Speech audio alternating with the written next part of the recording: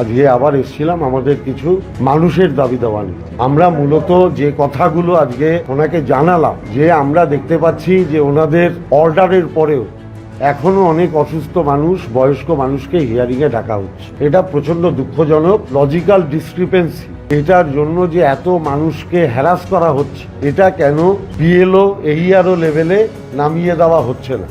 বাইরের দেশে কিংবা বাইরের রাজ্যে যারা কাজ করে তাদের জন্য আপনারা একটা অর্ডার করেছেন, কিন্তু পরিযায়ী শ্রমিকের জন্য আলাদা করে নির্দিষ্ট কিছু বলেননি। এটা আপনাদের করা উচিত, এটা আপনাদের অতি অবশ্যই করতে হবে। বাংলায় যারা বসবাস করেন, যারা ভোটার, সবাই যে প্রচন্ড শিক্ষিত তা তো নয়। এরকম অনেক মানুষ আছেন যারা হয়তো লেখাপড়া করার দুর্ভাগ্যক্রমে সুযোগ পাননি। তাদের অনেকের কাছে এইসব কাগজপত্র নেই, অথচ তারা কিন্তু অনেক দিন ধরেই এই রাজ্যে বাস করে। তাদের হয়তো বাড়ি আছে, তারা হয়তো একটা বাড়ি কিনেছেন, করে অনেক কষ্ট করে থাকেন, তার পর্চা আছে, তার ওরা যে ট্যাক্স দেয় সেই ট্যাক্সের কাগজ আছে, ইলেকট্রিকের বিল আছে। তাহলে তাদের কোনো কাগজ নেই বলে তারা কি এই যে এতদিন ধরে থাকে, তাহলে তারা ভোটাধিকার থেকে বঞ্চিত হবে? আপনি এর জন্য কোনো একটা লাইন বার করুন, যাতে এই সংখ্যাটা কম হলেও, কিন্তু এটা তো একটা সংখ্যা, আপনি তাদের জন্য কিছু একটা ভাবুন।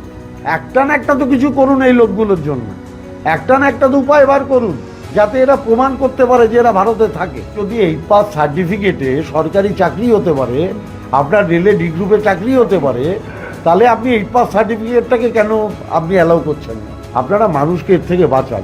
এবং এটা সবচেয়ে বেশি সমস্যা হচ্ছে মেয়েদের ক্ষেত্রে, যারা বিবাহিত হয়েছেন, যারা বিবাহ সূত্রে এক জায়গা থেকে অন্য জায়গায় শিফটেড হয়েছে, এইটা তাদের জন্য সবচেয়ে বেশি প্রবলেম হচ্ছে। আমরা এই ব্যাপারটা দেখার জন্য অনুরোধ করেছি।